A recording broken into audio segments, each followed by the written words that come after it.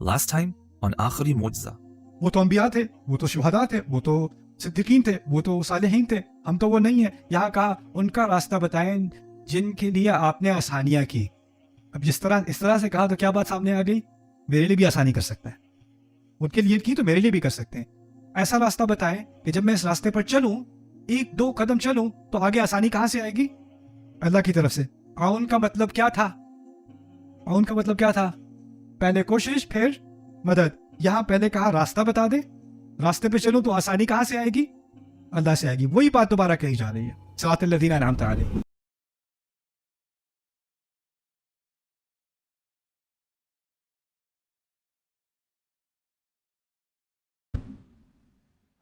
یہ بھی بہت اہم ہے, من کے بجائے الذین کا استعمال. بس کسی کا راستہ دکھا دیں. من ہوتا ہے کوئی بھی, الذین ہوتا ہے خاص وہ لوگ. یعنی اللہ تعالیٰ نے بہت خواص الخواص کا ذکر قرآن میں کیا ہے. کئی لاکھوں انبیاء تھے, ان میں سے بہت کم انبیاء کا ذکر کیا ہے. اور ان انبیاء کی کئی لمبی لمبی زندگیاں تھیں, جیسے 950 سال نوح علیہ السلام کے, لیکن ان کی زندگی کے کچھ لمحات کو لے کر قرآن نے اپنے اندر درج کیا ہے. ابراہیم علیہ السلام کی 125 سال سے زیادہ عمر تھی, لیکن ان کی زندگی کے کچھ منٹ قرآن میں ڈالے گئے ہیں. کچھ منٹ, پوری زندگی نہیں. دیکھیں, اگر میں ایک دن کی ریکارڈنگ, جو لیکچرز ہو رہے ہیں, ایک دن کی ریکارڈنگ, اس کا اگر آپ ٹرانسکرپٹ بنائیں نا, تو 60, 70, 80, 100 صفحے بن جائیں. پتہ ہے نا آپ کو؟ تو آپ اندازہ کرو, ایک دن کی اگر احادیث ابراہیم علیہ السلام کی 24 گھنٹے کی, کیا باتیں کی, کس سے بات کی, کیا ہدایت کی, تو قرآن کے بقرہ سے بڑے آپ کو ٹرانسکرپٹ مل جائے ایک دن کا. 150 سال ان کی زندگی, اور اس میں سے کچھ واقعات اللہ تعالیٰ نے چنے, کچھ خاص لوگ چنے, اور ان خاص لوگوں کی کچھ خاص لمحات چنے, جس کی ہدایت اللہ تعالیٰ نے اس کتاب میں ڈالی. تو جب ہم الذین کا لفظ استعمال کرتے ہیں نا, تو یہ خواص الخواص, یعنی خاص سے بھی خاص سے بھی خاص. ان کو آپ کسی اور سے کمپیئر نہیں کر سکتے. جن لوگوں کو اللہ نے خود چنا اپنے کلام میں ڈالنے کے لیے, ان کا ایک الگ مقام ہے, اور باقی سب الگ مقام ہے. یہ اہم کیوں ہے؟ کیونکہ مذہبی سائیکالوجی میں, مذہبی نفسیات میں کہانیوں کی بہت اہمیت ہوتی ہے. آپ کو پتہ ہے نا؟ اور جس نے بھی کوئی دین سکھانا ہو, وہ کیا سکھا رہا ہوتا ہے؟ زیادہ سے زیادہ کہانی. بائبل کی اکثریت کیا ہے؟ کہانی ہے. لیکن ہوتا کیا ہے؟ کچھ کہانیاں ہم بتاتے ہیں لوگوں کو انسپائر کرنے کے لیے, اور کچھ کہانیاں اللہ بتاتا ہے انسانیت کو ہدایت دینے کے لیے. لیکن ہمارے دماغ میں آتا ہے کہانی لوگوں کو بڑی اچھی لگتی ہے, تو ہم ساری کہانیوں کو ایک ہی درجے میں بس کہانیاں بنا کے بتا دیتے ہیں. تو ہوتا کیا ہے کہ عام سننے والے کے ذہن میں جس قصے کو اللہ نے چنا, اور جس قصے کو کسی خطیب نے چنا, یا جس واقعے کو اس نے اہم سمجھا, اس کی کوئی تمیز نہیں رہتی. یہ سب قصے ہی قصے ہیں. فلانے کا قصہ ایک ہی درجے کا ہے. ایک ہی درجے کا کیسے ہو سکتا ہے؟ کسی مورخ نے کوئی چیز ریکارڈ کی اور اللہ نے کوئی چیز ریکارڈ کی, کبھی آپ اس کو کمپیئر کر سکتے ہو؟ نہیں. لیکن ہمارے نیریٹو میں جب آپ دین کے بارے میں بات کرتے ہیں, جب آپ دین کے بارے میں سیکھتے ہیں, بچپن سے آپ دین کے بارے میں سنتے آ رہے ہو, آپ نے کئی واقعات سنے ہیں, اور اس میں سے بہت سارے واقعات قرآن سے ہیں, اور بہت سارے واقعات قرآن سے نہیں ہیں. لیکن جب وہ بتائے جاتے ہیں تو آپ کو لگتا ہے کہ یہ بس ایک ہی درجے کی بات ہو رہی ہے. سمجھ رہے بات؟ تو جو الذین میں اس بات کی طرف اشارہ کیا جا رہا ہے, جو قرآن میں بات مذکور ہے نا, اس کا ایک خاص مقام ہے. یہ کوئی ایسے ہی کوئی شخصیات نہیں ہے, یہ ایسے ہی کوئی لوگ نہیں ہیں. صراط من انعمت علیہم, نہیں, صراط الذین انعمت علیہم. اچھا آگے, یہ بھی ابھی ہم نے مانگا کیا تھا اللہ تعالیٰ سے اس سے پہلے؟ اہدنا, رائٹ, ہدایت دیں. تو توقع یہ تھی ہمیں سیدھا راستہ دکھائیں, اس کی ہدایت دیں. ان کا راستہ جن کو آپ پہلے بھی ہدایت دے چکے. ہدایت ہی تو مانگی تھی, تو ہدایت یافتہ لوگوں کے بارے میں بات کرنی چاہیے تھی. لیکن ہدایت کے لفظ استعمال کرنے کے بجائے کیا لفظ استعمال کیا؟ انعام. یعنی ایک تبدیلی لائی گئی ہے کلام کے اندر, اس کو بھی نوٹ کرنے کی ضرورت ہے. صراط الذین ہدیتہم کے بجائے صراط الذین انعمت علیہم. اس سے کیا فرق پڑتا ہے؟ فرق یہ پڑتا ہے کہ ہدایت جو ہے, یہ اللہ تعالیٰ نے تو ہم نے تو مانگ لی، لیکن اب ہمیں پتہ چلا کہ اصل ہدایت صرف وہی فالو کر سکتا ہے جس کو آخر میں اللہ تعالیٰ کی طرف سے مدد آئے، اللہ تعالیٰ کی طرف سے آسانی آئے۔ صرف ہدایت مل جانا کافی نہیں ہے، اللہ تعالیٰ کی طرف سے آسانی بھی آنی ضروری ہے۔ یہ تحفہ بہت لازمی ہے ہم سب کے لیے۔ اوکے، یہ ہو چکا۔ Okay, now I get to the fun part. ظاہر کرنے کی جگہ پر خفی رکھنا، کہتے ہیں عربی میں کہتے ہیں الاضمار فی مقام الاظہار۔ کسی کا نام نہیں لیا گیا، جن لوگوں پر انعام کیا، جن لوگوں پر انعام کیا، بتایا ہے کون لوگ ہیں یہ؟ نہیں بتایا نا۔ یعنی یہ مقام ایسا تھا کہ شاید بتانے کا مقام تھا لیکن جان بوجھ کر چھپایا گیا ہے۔ ظاہر کرنے کا مقام تھا لیکن خفی رکھا گیا۔ بات سمجھ میں آئی؟ خفی رکھنے سے کیا ہوتا ہے؟ اگر میں آپ کو نہ بتاؤں، ذہن میں کیا سوال آتا ہے؟ یہ لوگ کون ہیں؟ کون لوگ ہیں یہ؟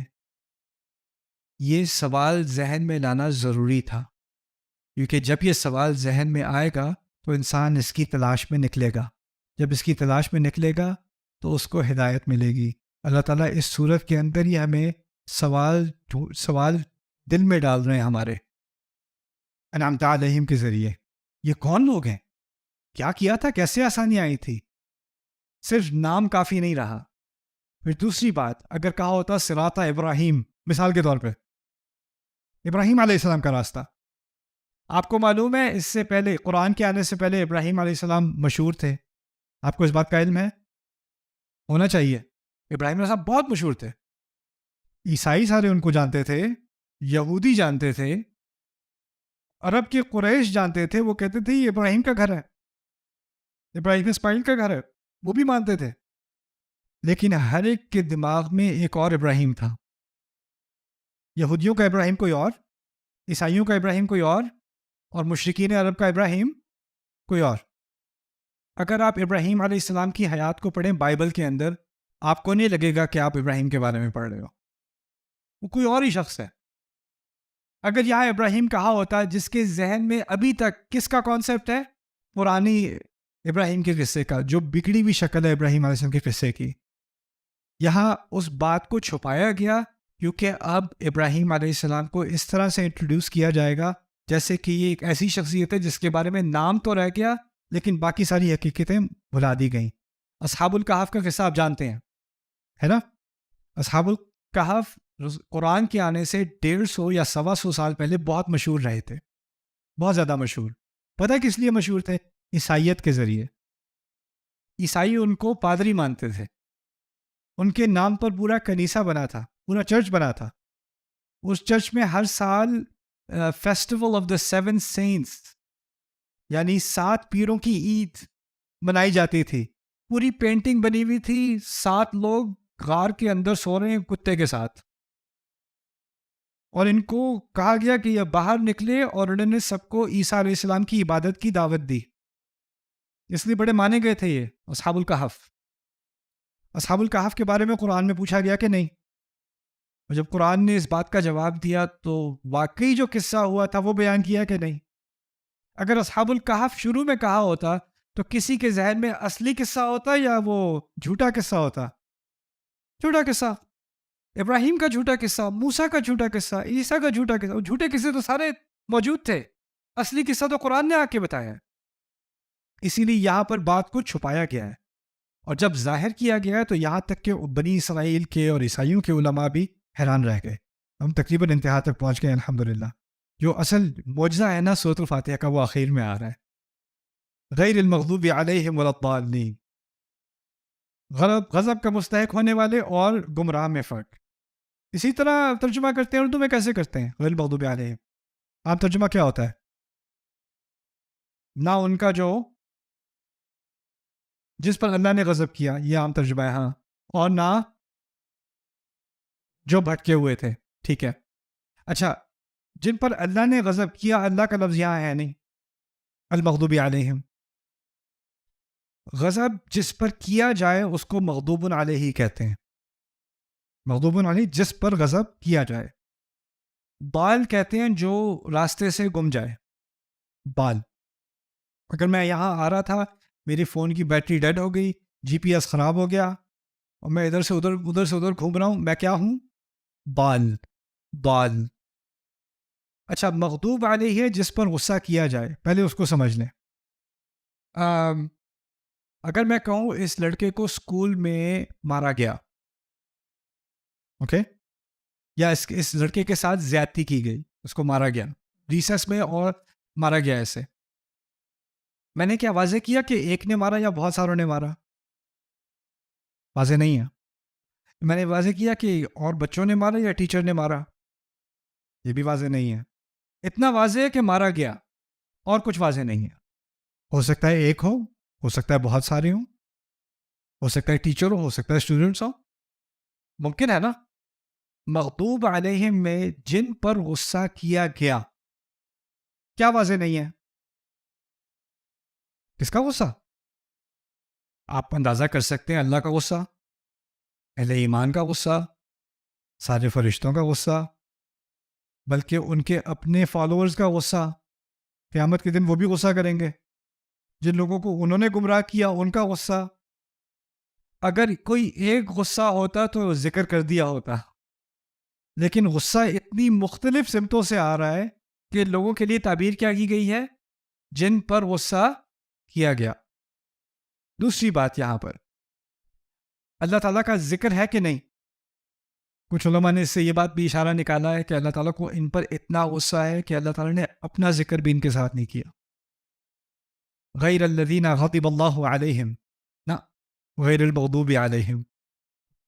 اللہ تعالیٰ نے اپنے غصے میں اپنے آپ کو ان سے دور کر لیا، ذکر بھی نہیں کیا ان کے ساتھ اپنا. لیکن پھر بھی یہ بات واضح نہیں ہوتی کہ جس پر غصہ کیا جائے اور جو بھٹکا ہوا ہو، گمراہ ہو، اس میں فرق کیا ہے؟ میں اب چھوٹی سی مثال سے آپ کو سمجھاتا ہوں. میرے دو جو بیٹے تھے جب چھوٹے تھے، عماد بڑا اور ولید چھوٹا، تو عماد سے میں نے کہا بیٹا یہ کوکیز جو ہے نا یہ نہیں کھانا، میں ذرا جا رہا ہوں 5 منٹ میں واپس آتا ہوں. ولید اوپر تھا، عماد کچن میں تھا. میں نے عماد سے کہا بیٹا تم کوکیز نہیں کھانا، اور ولید بھی نہیں کھائے گا. اچھا میں بھی 5 منٹ میں آتا ہوں.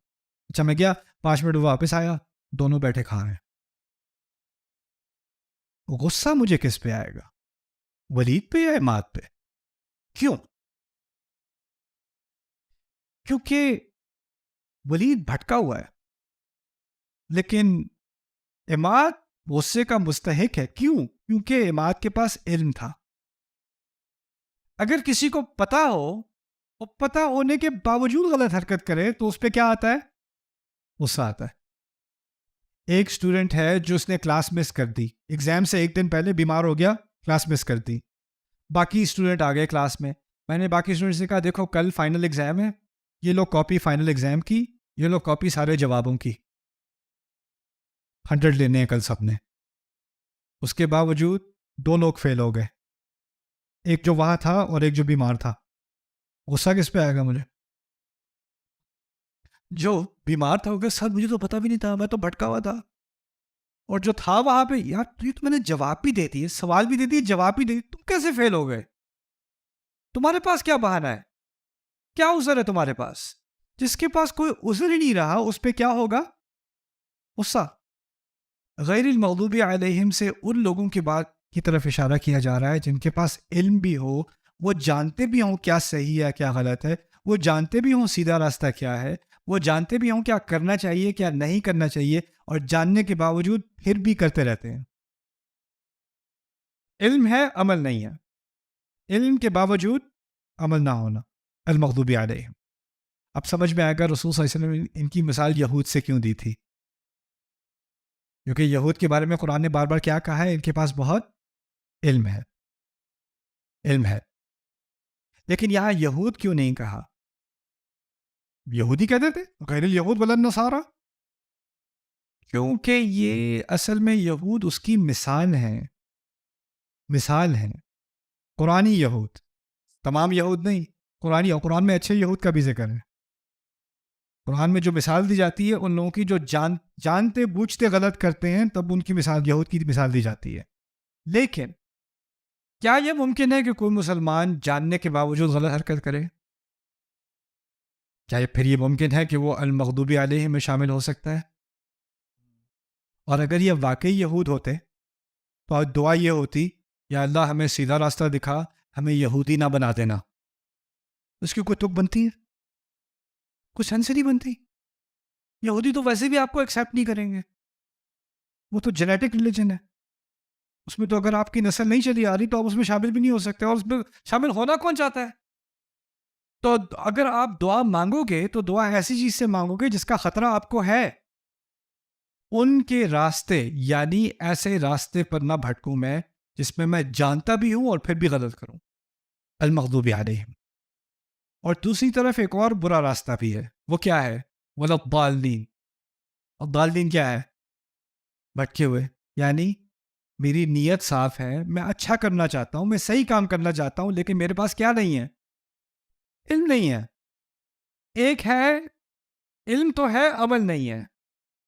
علم ہے، عمل غلط ہے. دوسرے کا عمل غلط ہے کیونکہ علم نہیں ہے. دونوں طرف سے مجھے خطرہ ہے. اب ہم لوگ کیا کرتے ہیں؟ نہیں میں کوئی تم میں سے کوئی ہوگا لڑکا کہے گا چلو یار وہ ایک لیکچر ہے چلتے ہیں. کیا بات ہو رہی ہے؟ قرآن کے بارے میں. نہیں ایک دفعہ پتہ چل گیا پھر ذمہ داری ہو جاتی ہے. بہتر ہے کہ میں پتہ نہ ہی کروں. علم نہ ہو تو پھر مجھے بھٹکا ہی رہنے دو، کم از کم ایکسکیوز تو ہے نا، کیونکہ ایک دفعہ علم آ گیا تو مغضوب علیہم ہو جاؤں گا. میں ضالین ہی خوش ہوں.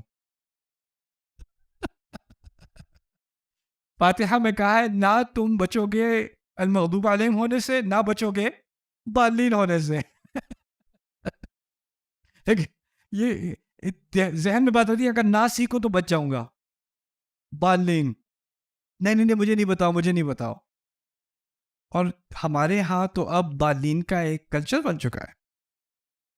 اب تو یہ کہہ دیا آپ قرآن سیکھ ہی نہیں سکتے، آپ کو عالم ہو گیا، آپ سیکھو گے قرآن. قرآن علماء کے لیے ہوتا ہے، خود سیکھو گے تو کیا ہوگا؟ بھٹک جاؤ گے. فاتحہ نہیں پڑھی، واقعی نہیں پڑھی. جو قرآن جنات سن کے گزر رہے تھے، سن کے مسلمان ہو گئے، وہ تم نہیں سن سکتے، تم گمراہ ہو جاؤ گے. جو قرآن عیسائی رسول صلی اللہ علیہ وسلم کو قرات سن کے مسلمان ہو گئے، جو ساری زندگی مشرک عمر بن خطاب تھے، قرآن کو کعبے کے نزدیک سن کے وہ دل ہل گیا ان کا، تم نہیں سن، تم گمراہ ہو جاؤ گے. ان کے لیے ہدایت تھی، وہ تمہارے لیے تھوڑی. وہ تو گریجویٹ تھے نا کسی عالمی انسٹیٹیوٹ سے. کیا نان سینس ہے یہ؟ یہ کیسے تمام انسانیت کے لیے پیغام ہو سکتا ہے اگر آپ اس کو ایکسیس نہیں کر سکتے؟ قرآن کا تدبر، قرآن کا صحیح فہم، اس کے لیے علمی غوطہ لگانا پڑے گا، اس میں کوئی شک نہیں. اس کے لیے علماء کی ضرورت ہے، اس میں کوئی شک نہیں. لیکن یہ کہنا کہ قرآن کو کوئی پڑھ ہی نہیں سکتا کسی عالم بنے بغیر، زیادتی ہے. قرآن کے ساتھ بہت بڑی زیادتی ہے. پیغام تمام انسانیت کے لیے آیا تھا، کسی مدرسے کے گریجویٹس کے لیے نہیں آیا تھا. ان گریجویٹس کا مقصد کیا تھا؟ گریجویٹ ہو کے باقی لوگوں کے لیے قرآن کو آسان بنانا، ایکسیسیبل بنانا، ایکسکلوسیو نہیں بنانا. تو یہاں غیر المغضوب علیہم ولا الضالین میں دونوں طرف علم اور عمل، اور عمل اور علم دونوں کی طرف اشارہ ہو گیا. اوکے ناؤ ایک اور بات، فعل اور اسم والی بات آخری دفعہ. فعل ہمیشہ کے لیے ہوتا ہے کہ کبھی کبھی ہوتا ہے؟ اور اسم کب ہوتا ہے؟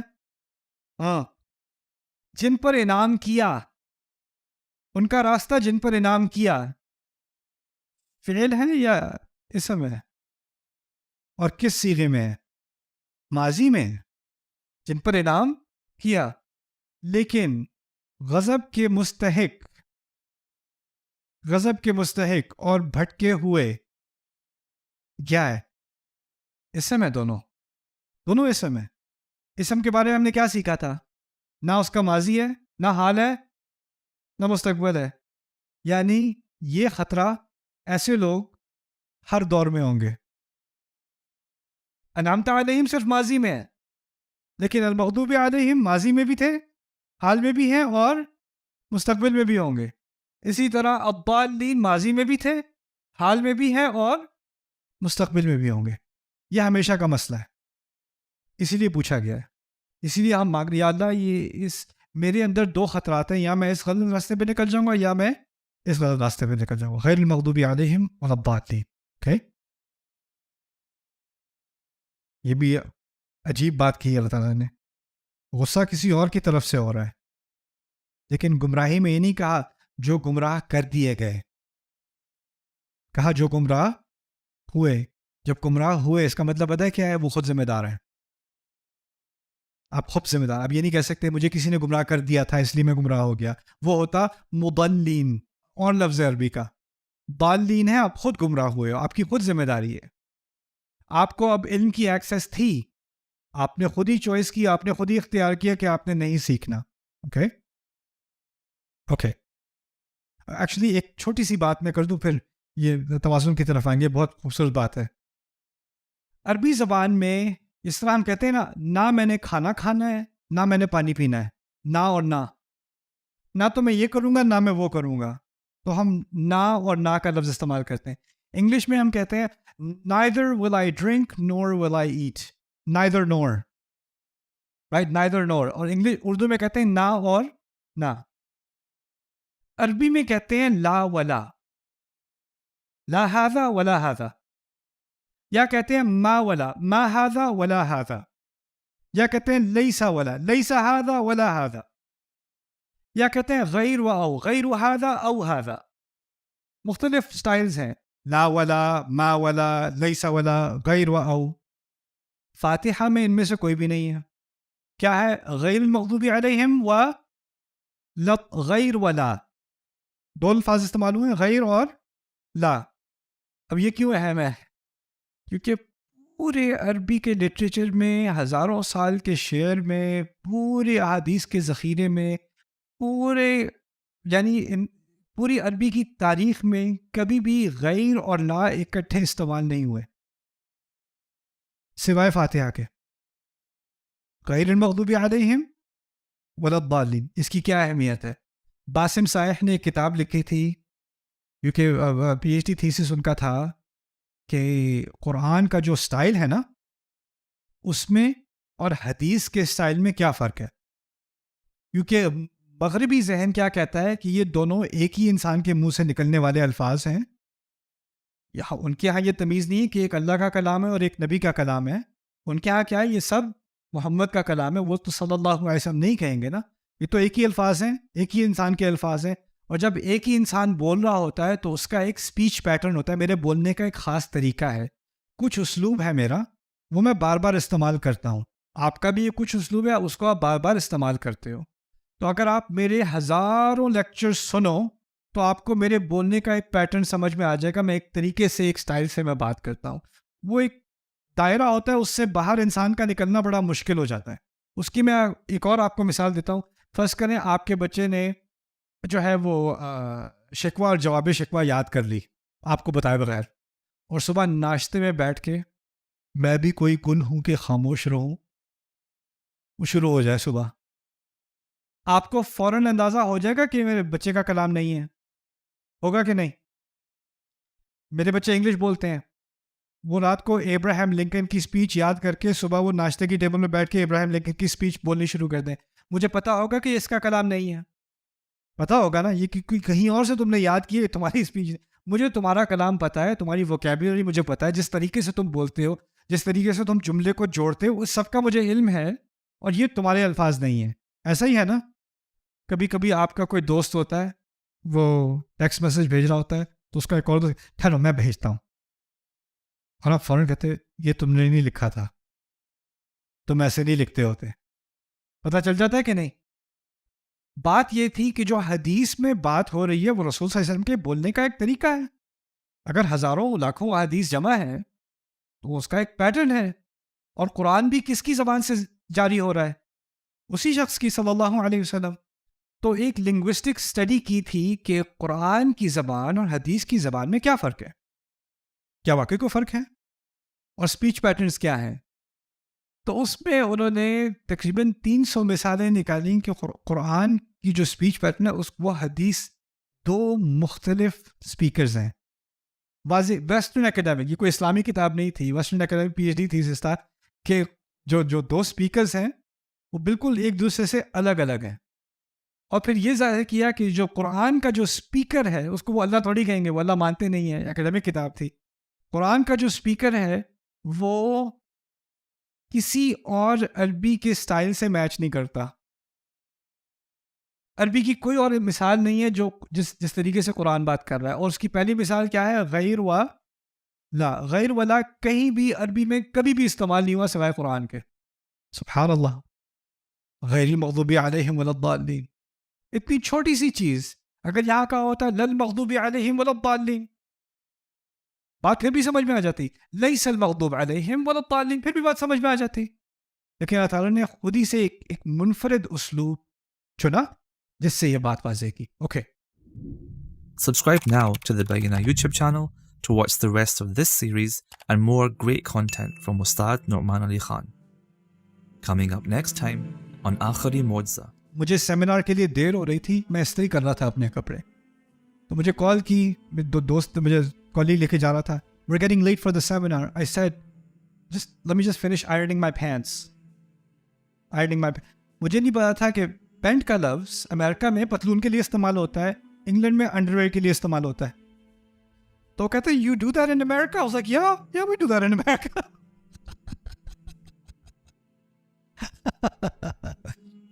لہجے کی بات میں اس لیے کر رہا ہوں کہ عرب ممالک میں ہر ملک میں بلکہ ہر گاؤں میں اس کا اپنا کیا ہے؟ لہجہ ہے. جیسے اردو زبان یا پنجابی زبان، پنجابی کے بھی مختلف لہجات ہیں.